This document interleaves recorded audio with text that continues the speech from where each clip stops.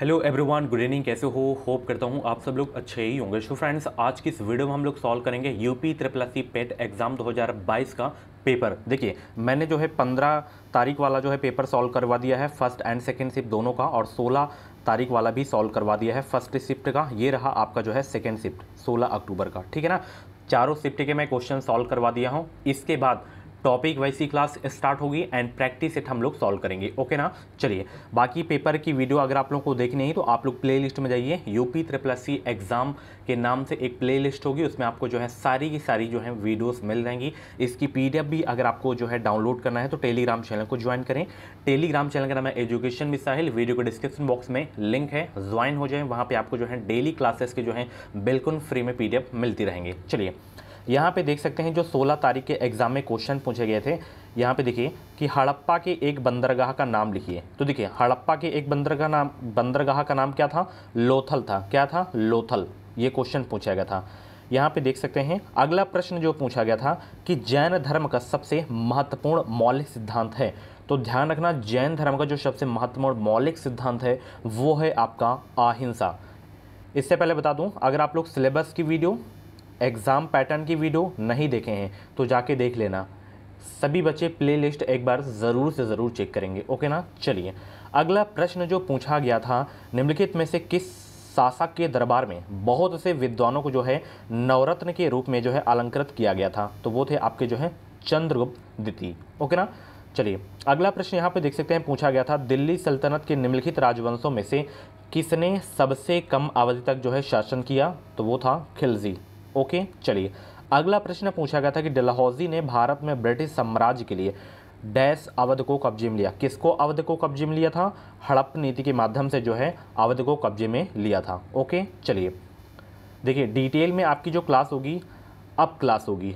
ये तो previous paper की वीडियो है, इसमें तो ऑप्शन है ही नहीं है, तो आप लोग केवल इसमें देख लीजिए कि किस तरीके के क्वेश्चन पिछली बार पूछे गए थे, ठीक है। देखिए, अगर आप लोग सिलेबस के अकॉर्डिंग अगर आप लोग तैयारी आप लोग करते हैं तो बेहतरीन स्कोर आप लोग करके आएंगे। सबसे पहले जो जो सिलेबस में दिए गए हैं वही चैप्टर आप लोग पढ़ें, उसके बाद उसे रिवीजन करें, प्रैक्टिस सेट दबा के मारें, स्कोर आपका बेहतरीन आएगा। चलिए, अगला प्रश्न पूछा गया था कि निम्नलिखित में से किनके द्वारा 1857 की क्रांति की शुरुआत की गई थी? तो ये शुरुआत की गई थी सिपाहियों के द्वारा। कहाँ से हुई थी इसकी शुरुआत? मेरठ से। चलिए, अगला प्रश्न पूछा गया था, यहाँ पे देख सकते हैं कि बंगाल में डैश आंदोलन के जो है दौरान तिरंगा झंडा लाल हरा पीला डिज़ाइन किया गया था। स्वदेशी आंदोलन के दौरान किया गया था ये, ठीक है। चलिए, अगला प्रश्न यहाँ पे देख सकते हैं, खलीफा की अस्थायी शक्तियों की रक्षा के लिए जो है मार्च डैश में बॉम्बे में एक जो है खिलाफत समिति का गठन किया गया था। तो ये कब किया गया था? 1919 में किया गया था। चलिए, अगला प्रश्न, भारत सरकार अधिनियम 1935 के अनुसार मुख्य न्यायाधीश के साथ जो है कितने जो है न्यायाधीशों की नियुक्ति की गई थी? तो 6 न्यायाधीशों की जो है नियुक्ति की गई थी। अगला प्रश्न देखिए, यहाँ पे पूछा गया था कि निम्नलिखित में से कौन सी घटना की जो है प्रतिक्रिया में भारत छोड़ो आंदोलन चला गया था?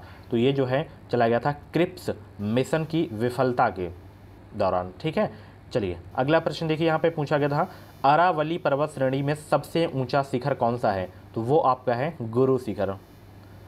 पूछा गया था प्रश्न कि अरावली पर्वत श्रेणी में सबसे ऊंचा शिखर कौन सा है? तो वो है आपका गुरु शिखर। इस बार बेहतरीन और स्कोर जो है करना है तो चैनल को सब्सक्राइब कर लें। डेली आपकी जो है क्लास स्टार्ट हो रही है कल से। चलिए, ग्रीष्म काल में उत्तरी मैदानों में बहने वाली पवन कहलाती है क्या? क्या कहलाती है वो? लू कहलाती है। अगला प्रश्न पूछा गया था कि भारत की मानक यामोत्तर रेखा है, तो ये आपकी है, ठीक है, 82 डिग्री। चलिए, ये क्वेश्चन बहुत पूछा जाता है। उत्तर प्रदेश के निम्नलिखित में से किस जिले में नैमिषारण्य तीर्थ स्थान स्थित है? तो ये आपका जो कहाँ है? सीतापुर में है।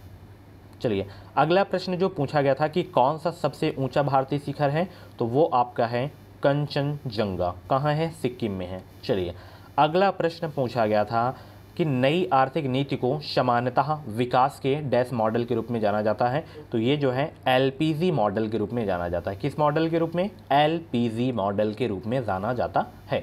वीडियो को लाइक कर देना, इस वीडियो में 100 लाइक होनी चाहिए। चलिए, अगला प्रश्न यहाँ पे देख सकते हैं पूछा गया था कि कोई भी कंपनी एक सरकारी कंपनी है, यदि उसमें कम से कम डैश प्रदत्त पूंजी सरकार के अधिकार में होती है, तो 51% प्रदत्त पूंजी सरकार के जो है अधिकार में होती है, तभी कोई भी कंपनी एक सरकारी कंपनी होती है। तो यहाँ पे 51% आपका बिल्कुल करेक्ट आंसर हो जाएगा। चलिए अगला प्रश्न पूछा गया था, हॉलमार्क लोगों का उपयोग जो है किसके लिए होता है? तो इसका जो उपयोग होता है ज्वेलरी के लिए होता है, जेवर के लिए। ओके, चलिए अगला प्रश्न यहाँ पे देख सकते हैं, पूछा गया था डैश कृषि तथा ग्रामीण क्षेत्रों को वित्त पोषण करने वाली एक केंद्रीय या शीर्ष संस्था कौन सी है? तो वो है शीर्ष संस्था नाबार्ड। ठीक है, आप लोगों से एक प्रश्न है, नाबार्ड की स्थापना कब हुई थी और नाबार्ड का हेडक्वार्टर कहाँ पे है? कमेंट बॉक्स में सभी लोग बताएंगे। चलिए अगला प्रश्न यहाँ पे देख सकते हैं, पूछा गया था 1991 के जो है आर्थिक सुधारों के द्वारा निम्न में से किस समस्या की ओर ध्यान दिया गया था? तो इसमें जो है ध्यान दिया गया था विदेशी मुद्रा भंडार के संकट में। ठीक है, चलिए अगला प्रश्न पूछा गया था, यहाँ पे देख सकते हैं कि निम्न में से कौन सा अनुच्छेद धन विधेयक को परिभाषित करता है? तो वो अनुच्छेद आपका 110 है, जो धन विधेयक को जो है परिभाषित करता है। चलिए देख सकते हैं अगला प्रश्न पूछा गया था डैश वे आदर्श हैं जिन्हें राज्य को नीतियों का निर्माण करते समय ध्यान में रखना चाहिए? तो वो है आपके राज्य नीति के निर्देशक सिद्धांत। ओके ना, चलिए अगला प्रश्न यहाँ पे देख सकते हैं, पूछा गया था कि निम्न में से किसमें मौलिक कर्तव्यों को जो है उल्लेखित किया गया है? तो वो आपका है भाग 4। और आप लोग बताइए पेट का जो है फॉर्म भर दिए हैं, क्योंकि आज जो है 25 तारीख हो गई है और 31 अगस्त आपकी जो है लास्ट डेट है फॉर्म की। तो फॉर्म नहीं भरे हैं तो जल्दी भर दीजिए, क्योंकि अभी साइड चल रही है, सही चल रही है। अगला प्रश्न पूछा गया था भारतीय संविधान का अनुच्छेद 343 किसके बारे में है? तो ये आपका जो है संघ की राजभाषा के बारे में है, अनुच्छेद 343। ओके, चलिए निम्नलिखित में से जो है कौन सी सर्वोच्च न्यायालय के न्यायाधीश की सेवानिवृत्ति की जो है सही आयु है? तो वो है 65। सर्वोच्च न्यायालय पूछे तो 65, हाई कोर्ट पूछे तो आपका जो है 62 आपका हो जाएगा, कभी कभी साथ में ही दे देता है। तो सुप्रीम कोर्ट 65 हो जाएगा एंड हाई कोर्ट आपका 62 हो जाएगा सेवानिवृत्ति की आयु। निम्न में से कौन सा इंद्रधनुष के जो है 7 रंगों में से एक रंग नहीं है? तो वो आपका सफ़ेद नहीं है। कौन सा? सफ़ेद। चलिए बहुत अच्छे, वीडियो को लाइक करो सभी लोग। अगला प्रश्न पूछा गया था निम्न में से किस गैस को जो है ग्रीन हाउस गैस के रूप में जाना जाता है? तो वो गैस है आर्गन, जिसे ग्रीन हाउस गैस के रूप में जाना जाता है। ठीक है, चलिए अगला प्रश्न, वाशिंग सोडा किसका जो है प्रचलित नाम है? वाशिंग सोडा किसका प्रचलित नाम है? ये सोडियम कार्बोनेट का जो है प्रचलित नाम है। किसका? सोडियम कार्बोनेट का। अगला प्रश्न देखिए, ओजोन होल किससे संबंधित है? तो ओजोन होल जो है समताप मंडल में ओजोन परत की मोटाई में कमी से जो है इसका संबंध है। चलिए अगला प्रश्न देखिए, यहाँ पे पूछा गया था पौधे अपने पोषक तत्व मुख्यतः कहाँ से प्राप्त करते हैं? तो ये जो है सॉइल यानी कि मिट्टी से प्राप्त करते हैं पौधे अपने जो है पोषक तत्व। ठीक है, वेरी इंपॉर्टेंट क्वेश्चन है। और देखिए जैसे 15 वाला पेपर हो गया फर्स्ट एंड सेकेंड शिफ्ट का, 16 का फर्स्ट एंड सेकेंड शिफ्ट का पेपर, इन चारों शिफ्ट के क्वेश्चन बिल्कुल अच्छे तरीके से आप लोग याद कर लीजिए। इनमें से क्वेश्चन आपको देखने को मिलेंगे। 2021 के भी आप लोग याद कर लीजिए जितने भी क्वेश्चन हुए थे। ठीक है, चारों शिफ्ट के। और यहाँ पे मैथ के क्वेश्चन देख सकते हैं, ये सारे के सारे मैथ के क्वेश्चन पूछे गए थे, इसे आप लोग सॉल्व कर सकते हैं। लेवल देख सकते हैं, यहाँ पे देख सकते हैं। और यहाँ पे हिंदी ग्रामर के जो प्रश्न पूछा गया था कि धारेश का सही संधि विच्छेद क्या होता है? तो धारेश का जो सही संधि विच्छेद होता है धाराधन ईस होता है। क्या होता है? धाराधन ईस होता है। चलिए यहाँ पे पूछा गया था समश्रुत शब्द अली अली शब्द युग्म का सही अर्थ क्या है? ये बहुत इंपॉर्टेंट क्वेश्चन है, कई बार कई एग्जाम में ये क्वेश्चन पूछा जा चुका है। तो अली अली शब्द का जो अर्थ होता है भौरा सखी होता है। क्या होता है? भौरा सखी। चलिए नागर का प्रवाची शब्द कौन सा है? नागर का प्रवाची शब्द, तो नागर का प्रवाची शब्द आपका है चतुर। क्या है? चतुर है। सन्यासी का विलोम शब्द क्या है? सन्यासी का विलोम शब्द पूछा गया था गृहस्थ है। कोल्हू का बैल होना का अर्थ क्या होता है? बुरी तरह काम में लगे रहना कोल्हू का बैल होना का अर्थ होता है। ठीक है, ये इंग्लिश का देखिए पैसेज एक आया था, यहाँ देख सकते हैं। तो इनको आप लोग अच्छे से सॉल्व कर लेना। इनसे क्वेश्चन अगर आए तो गलत आपसे नहीं होना चाहिए। ये रीजनिंग के क्वेश्चन देख सकते हैं ब्लड रिलेशन का, और यहाँ पे देख सकते हैं विषम वाले क्वेश्चन आए थे। एक नंबर दे दिया जाता है, उसमें बताना होता है कि कौन सा इसमें विषम है। ये क्लॉक से है, ये कथन निष्कर्ष से है। ये सारे के सारे क्वेश्चन आप लोग देख सकते हैं रीजनिंग के। एंड यहाँ पे देख सकते हैं ये क्वेश्चन कल बीपीएससी के एग्ज़ाम में पूछा गया था। निम्नलिखित में से कौन से देश I2U2 ग्रुपिंग से जो है संबंधित है, तो वो आपका है भारत, इजराइल, यूएई और यूएसए। ये चारों देश आपके संबंधित हैं I2U2 ग्रुपिंग से, ठीक है।